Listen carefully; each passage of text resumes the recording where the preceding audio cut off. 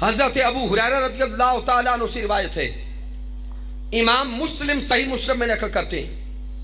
इमाम तिर्मिज़ी लाए, इमाम अबी दाऊद नकल करते हैं कि मेरे आका अलैहिस्सलाम ने फरमाया, मन सालका तरीकन यल्तमिसु फीही इल्मा सहलल्लाहु लहू तरीकन इलल जन्ना। मेरे आका ने फरमाया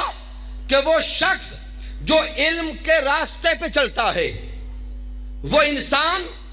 जो इल्म के रास्ते पे चलता है, इल्म की जुस्तजू में, इल्म की तलब में, मेरे आका फरमाते हैं सहलल्लाहु लहू तरीकन इलल जन्ना, रब्बे कायनात उसके लिए जन्नत के रास्ते आसान फरमा देता है। तो ये है वो शोबा। कई अहबाब सोचते होंगे कि मैथ का पीरियड है, मैथ पढ़ा रहा हूं, फिजिक्स पढ़ाई जा रही है, केमिस्ट्री पढ़ाई जा रही है, बायो है,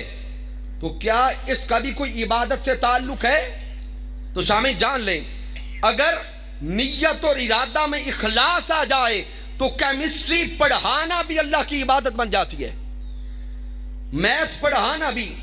अलजबरा के फार्मूलाज लिखना और लिखवाना भी अल्लाह की बारगाह में इबादत काउंट होती है।